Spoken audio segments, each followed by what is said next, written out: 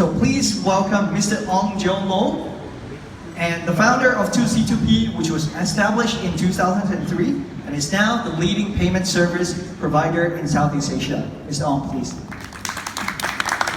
And then we have Mr. Vincent Wierda, the regional coordinator of UNCDF. Mr. Vincent. Thank you. Damien kind of put me on the spot here because he was talking about sustainability, and here I am with a paper-based aid memoir. But thank you, it's a great opportunity to be here. Thank you for the invitation, UOB and also MAS, for us to be with you today.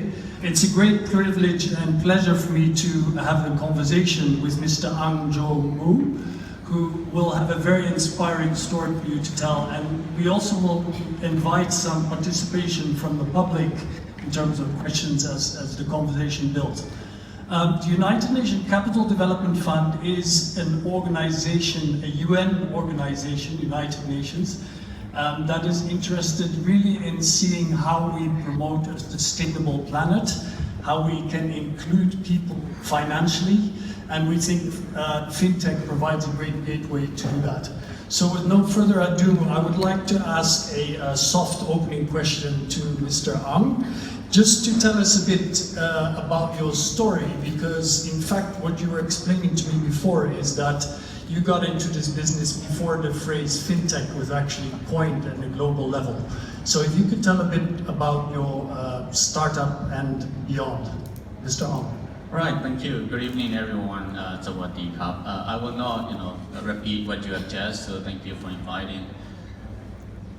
2003 was the year I started this building here in Bangkok. Actually, not Bangkok, Nonthaburi at Software Park, Thailand, in a 20 square meter office, trying to build something. At the time, the term startup was not even used to describe a smaller company. And then, over time, after 17 years, fast forward, here I am in a fintech industry, doing different kinds of payment business, from credit card processing all the way to prepaid card issuance and everything else in between, from consumer payment to as an e-commerce payment, all the way to business payment, operating across Southeast Asia. Headquartered now in Singapore with 14 different subsidiaries. Doing everything payment. So when Damien presented these different packages that you can pay for with your credit card, what are the chances they have to go through your gateway? If you are using credit card from Thailand or maybe like from around the region to pay for it,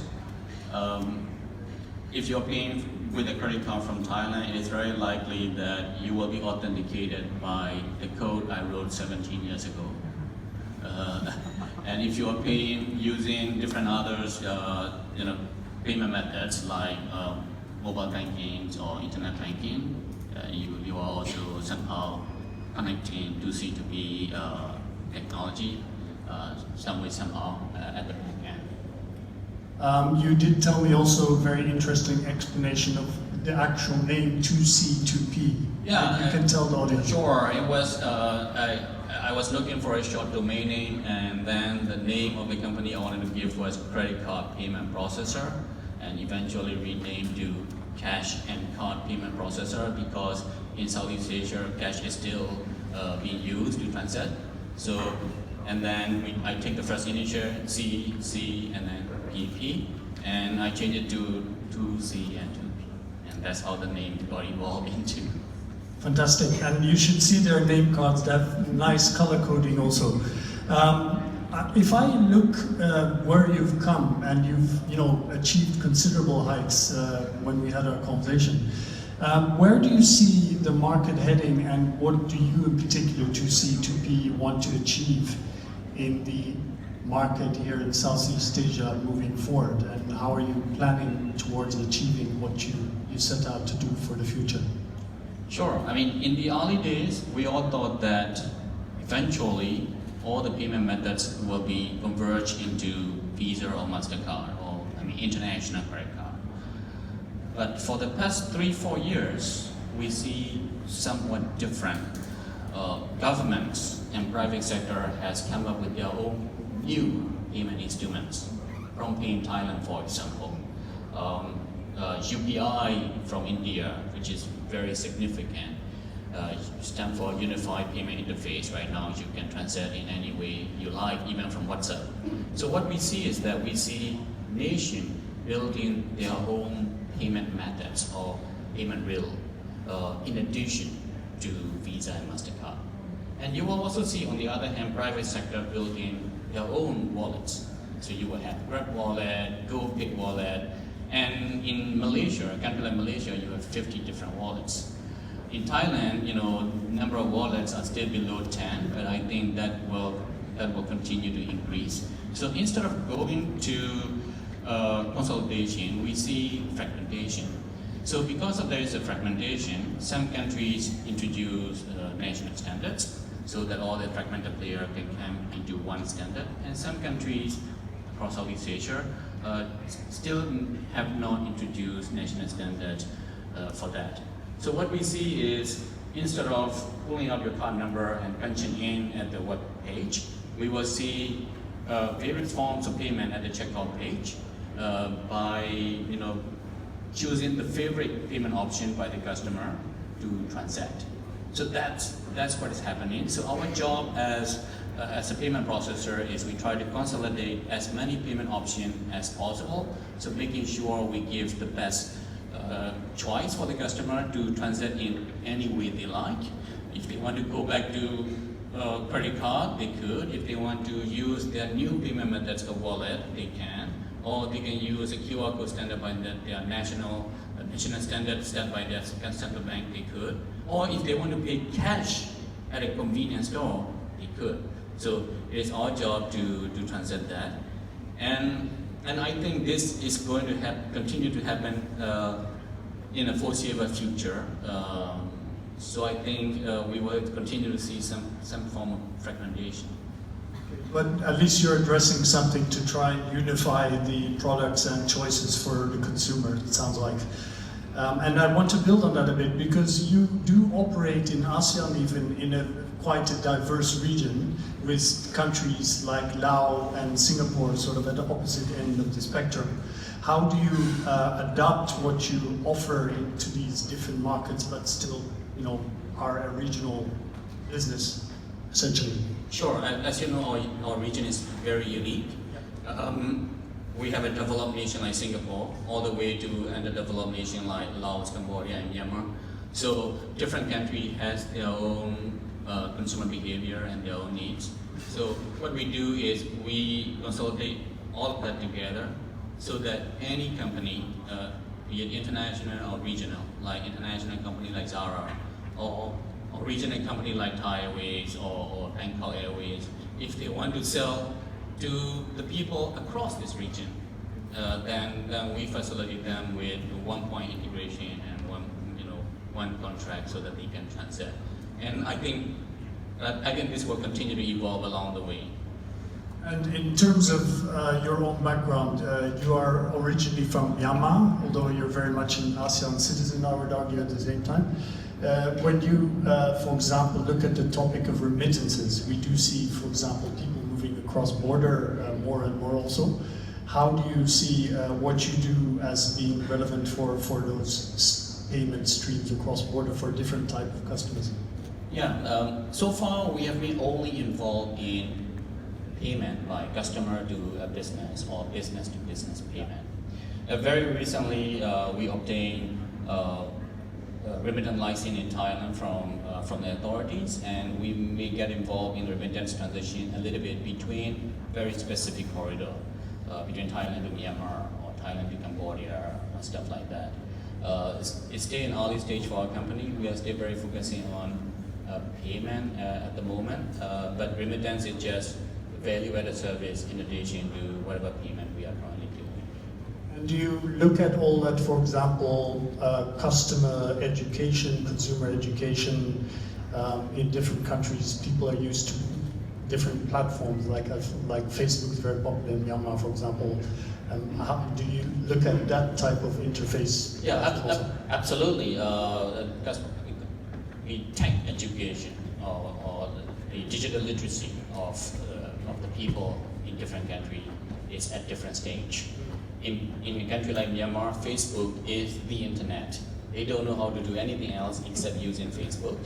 So, but in a developed nation, then it's slightly different. So, and also in Thailand, we have something called social commerce, which is where people will list their second-hand item, or sometimes SME can sell their products through Facebook or Instagram, and then they will have a conversation through lines, and then they will do the fund transfer between both seller and buyers.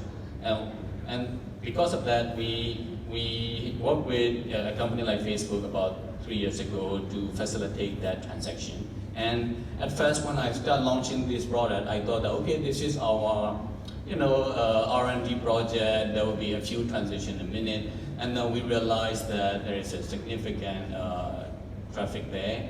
And today we are serving over 150,000 page owners in Thailand alone. Wow, and it's a growing market, I would suppose. It is, yes. Yeah. Okay, to draw it back into a slightly more general level, what do you think the future is for fintech in Southeast Asia? I mean, obviously it's a very rapidly growing segment, but can you tell us a bit on the real economy side, how it will impact, real economy kind of challenges, also the ones that Damien referred to, where fintech, tech-fin, the interface becomes more and more obvious, for example, in healthcare, or modernizing and digitizing agricultural value chains, and these kind of things. Sure. When I started the company, I thought that we will be providing payment services to e-commerce website. We were very short-sighted. We thought that this is it. This is the only business we do. We help rich people transact online. And then over time, we realized that digital payment is no longer for the richer generation. Now everyone is transacting online, some way, somehow. Then we realized that when we enter a market like Myanmar, and your organization even give us a grant, one of our subsidiary company, to support women entrepreneurs in Myanmar. So we give them a tool to sell digital products like mobile top-ups or Google Play card or stuff like that. So women in Myanmar can have their own business. They can be independent and do sell. So we feel that we are not only helping richer population in a more developed nation, we can even extend our capability to a country where a lady stay-at-home mom can have their own micro business, and we are really excited about this, and I think we will continue to do so. So payment itself is extremely broad, and after that, once we have a payment capability, we can now, a part of your life, we're buying air ticket online, or buying a package to go to the event online, all the way to buying the mobile top-up and everything else in between. And it's fascinating, and we think we are still scratching the surface, and we have plenty of things to do. In fact, we are not really competing with anyone. We are competing against cash. So the less cash in the system, the more beneficial everybody will be. That's really fantastic. Before I throw it open to the audience, because I know the clock is ticking, I would be interested in your perspective on what role, for example, government, we have representatives here from BOT, SEC, even from the UN, what we can do to stimulate the growth of this market, in terms of building an ecosystem, and where in particular in Southeast Asia do you think more attention would be helpful to spur an inclusive ecosystem for fintech? Sure. I mean, I have a very good relationship with Bank of Thailand in the early days. Let me take you back to 2003. In 2004, I started a business called Pay Sabai. Anyone know here what Pay Sabai is? So I started a business called Pay Sabai with my co-founder from KBank. And he came back from the US after studying there, and he said, hey, In US, there's a company called PayPal. We cannot use it in Thailand. Can we do something about it? So I told him, okay, log into PayPal and then screenshot every single one of them and I'll clone it.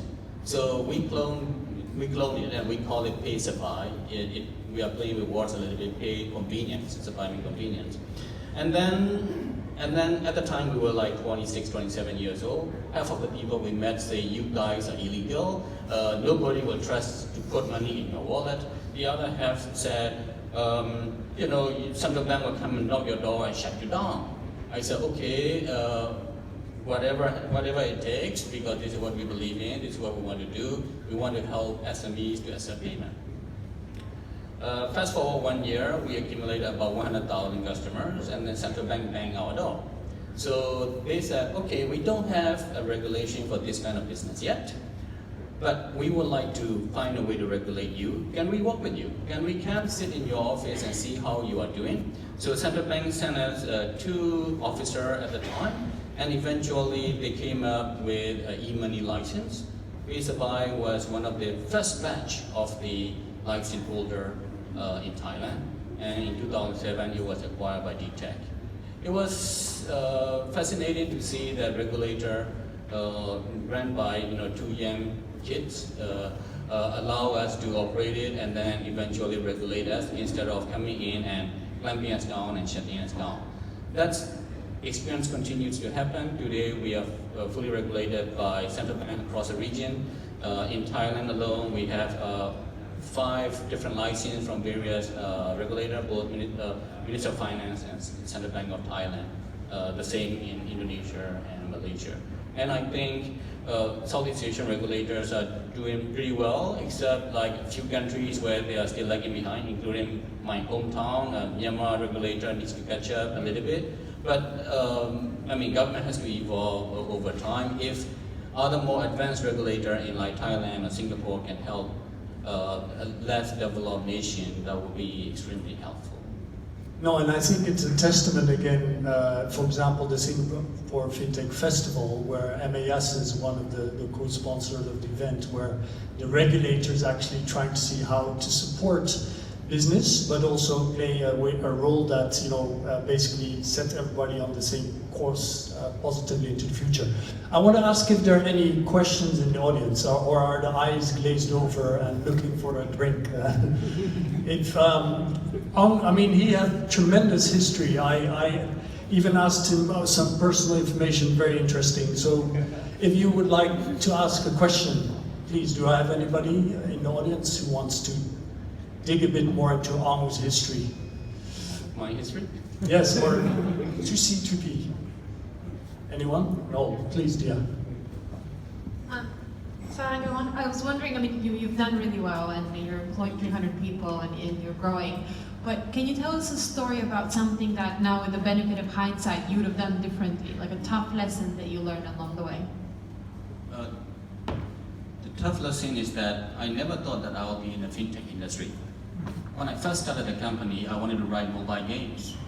That's what I'm passionate about. I was a mobile game developer writing code on Nokia Series 20. If some of you are older, then you will know what Nokia Series 20 is. And then I won a few awards before I started this company. Given by Nokia and HP at the time in 2002, 2001. If you got an award from Nokia and HP, you are a big shot. But not anymore.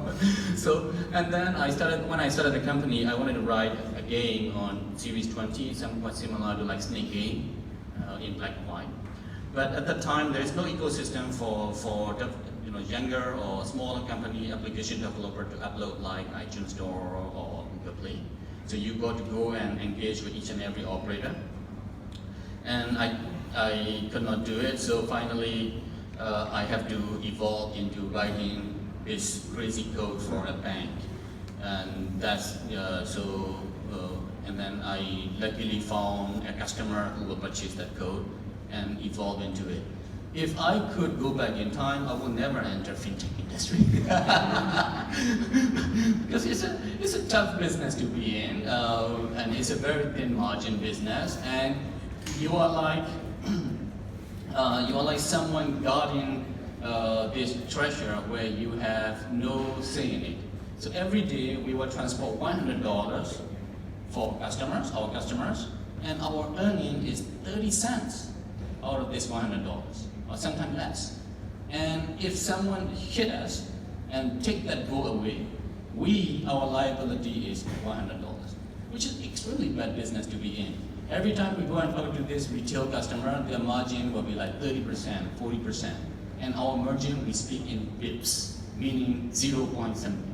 So it's a tough business to be in, but now that we have been, I've been in this for nearly 20 years, with this company 17 years. While I've been complaining about the industry, at the same time, I fall in love, and then there are so many things to do, and it's a love and hate relationship. So well, I'm not sure I answered your question, but Well, I think we're near the time, but again, if you want to hear from a business which started in a 20 square meter office with no air conditioning here in Bangkok 17 years ago, and now is one of the leading payment providers in the whole region, please talk to Mr. Aung, who's a very humble guy, but has an incredible story to tell. So please join me in giving a warm round of applause, and thanks.